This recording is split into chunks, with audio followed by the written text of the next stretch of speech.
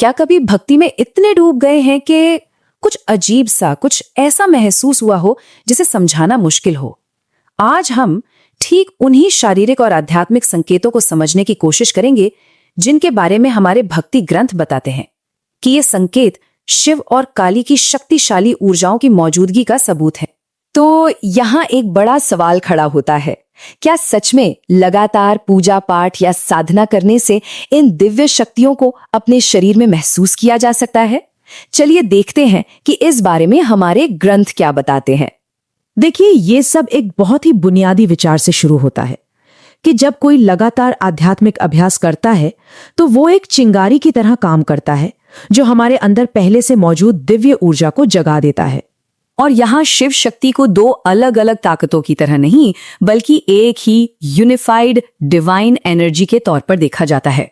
ग्रंथों के अनुसार यही वो मिलीजुली शक्ति है जो एक भक्त के साथ सीधा कनेक्शन बनाती है। और ये बात और भी दिलचस्प हो जाती है जब दिव्य दूतों की बात आती है।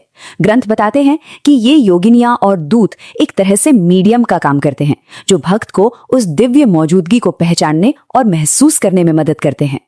तो फिर ये ऊर्जा शरीर में दिखती कैसे है? चलिए सबसे पहले उन ठोस संकेतों की बात करते हैं जिन्हें ध्यान या प्रार्थना के दौरान सीधे शरीर में महसूस किया जा सकता है। शरीर के हल्केपन से लेकर अचानक होने वाली कंपन तक, ये वो 5 मुख्य शारीरिक संकेत हैं जिन्हें ग्रंथी दिव्य ऊर्जा की उपस्थिति का प्रमाण मानते हैं। सबसे पहला साइन, शरीर का एकदम हल्का हो जाना। मतलब प्रार्थना या जाप करते करते ऐसा लगे कि जैसे हवा में तैर रहे हों। ग्रंथ इसे एक तरह की प्यूरिफिकेशन प्रोसेस के तौर पर समझाते हैं। समझिए जैसे शरीर से सारी नेगेटिव एनर्जी बाहर निकल जाती है ताकि पॉजिटिव डिवाइन एनर्जी अंदर आ सके। अब इस पे ध्यान दीजिए, ये बहुत स्पेसिफिक है। ये सिर्फ आंखों का लाल होना नहीं है, बल्कि एक चमक, एक खास तरह का तेज है जिसे ग्रंथ एक बहुत ही शक्तिशाली इंडिकेटर मानते हैं। और ये बहुत दिलचस्प है क्योंकि ये सिर्फ एक महसूस करने वाला संकेत नहीं है। ग्रंथ दावा करते हैं कि इस अवस्था में भक्त की दृष्टि में इतनी शक्ति आ जाती है कि वो दूसरों की नेगेटिविटी को भी दूर कर सकती है। तीसरा संकेत थोड़ा अजीब लग सकता है, गर्दन में हल्का और कुछ देर रहने वाला दर्द। लेकिन यहां ध्यान देने वाली बात यह है कि ये टेम्पररी होता है और इसे गले के चक्र यानी विशुद्धि चक्र से जोड़ा जाता है। माना जाता है कि दिव्य ऊर्जा यहां स्थापित होकर वाणी को शक्ति देती है। अब जरा सोचिए, पूरी रीढ़ की हड्डी में एक वाइब्रेशन महसूस हो।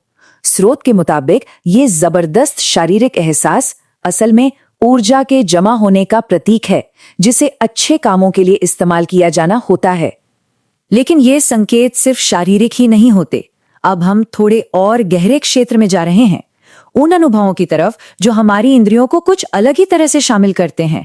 हम बात कर रहे हैं एक रहस्यमयी खुशबू महसूस करने की, कुछ दिव्य दर्शन होने की, और यहां तक कि चकराने के एक बहुत ही खास एहसास की। इस दिव्य खुशबू की सबसे कमाल की बात यह है कि ग्रंथ के अनुसार ये इतनी साफ हो सकती है कि भक्त के आसपास के लोग भी इसे महसूस कर सकते हैं। मतलब एक अंदरूनी अनुभव बाहर भी जाहिर होने लगता है। ये अनुभव तो एक अलग ही लेवल का है। ग्रंथ बताते हैं कि सफेद रोशनी देखना या दिव्य लोकों के दर्शन होना बहुत ही रेयर है, जो सिर्फ उन लोगों को होता है जो साधना की बहुत गहरी अवस्थाओं में पहुंच जाते हैं। अचानक से चक्कर आना, जैसे सिर घूम रहा हो, ये कोई आम चक्कर नहीं है। ग्रंथ इसे एक बहुत बड़ा आध्यात्मिक पड़ाव मानते हैं, एक इशारा कि ऊर्जा किसी बहुत जरूरी केंद्र पर स्थापित हो रही है। चक्कर आने के उस एहसास को आज्ञा चक्र यानी हमारी फेमस थर्ड आई के एक्टिव होने से जोड़ा जाता है। इसे उच्च चेतना के दरवाजे की तरह माना जाता है। और आखिर में हम आते हैं सबसे अंदरूनी बदलावों पर, वो इमोशनल और साइकोलॉजिकल चेंजेस जो इन अनुभवों के साथ साथ होते हैं। यह जिन अनुभवों की बात हो रही है उनका संबंध इमोशनल प्यूरिफिकेशन और एक गहरे आध्यात्मिक जुड़ाव से है। जाप करते समय अपने आप आंखों से आंसू बहना दुख की निशानी नहीं है, बल्कि इसे एक इमोशनल रिलीज, एक भक्ति के उफान के तौर पर देखा जाता है। ये एक इशारा है कि दिव्य ऊर्जाएं सिर्फ मौजूद ही नहीं है, बल्कि रिस्पॉन्ड भी कर रही हैं। इतना गहरा आनंद महसूस करना कि मन करे बस हमेशा के लिए जाप करते रहें। ग्रंथ के अनुसार ये इस बात का पक्का सबूत है कि मंत्र काम कर रहा है और भक्त उस दिव्य ऊर्जा के साथ पूरी तरह से जुड़ चुका है। तो इन सारे संकेतों का क्या मतलब निकालें? ये सब मिलकर क्या बताते हैं? ग्रंथ हमें एक पूरी समझ और उन लोगों के लिए कुछ सलाह देते हैं जो इन चीजों का अनुभव करते हैं। और यहाँ एक बहुत जरूरी बात पता चलती है, जरूरी नहीं कि ये सारे संकेत महसूस हों। स्रोत के मुताबिक अगर इनमें से सिर्फ 3 या 4 संकेत भी महसूस हो रहे हैं तो ये दिव्य उपस्थिति का एक बहुत मजबूत इशारा है। ग्रंथ एक बहुत महत्वपूर्ण सलाह देते हैं, इन आध्यात्मिक अनुभवों को अपने तक ही रखें। कहा जाता है कि इनकी शक्ति और पवित्रता इनको गुप्त रखने में ही बनी रहती है। आखिर में ये सारी बातें हमें एक बहुत ही दिलचस्प सवाल पर लाकर छोड़ देती हैं। ग्रंथ में बताए गए ये अनुभव हमारी आस्था, हमारे शारीरिक एहसास और हमारी मानसिक स्थिति के बीच के अविश्वसनीय कनेक्शन को दिखाते हैं। ये सोचने पर मजबूर करता है, शरीर कहाँ खत्म होता है और आस्था कहाँ से शुरू होती है।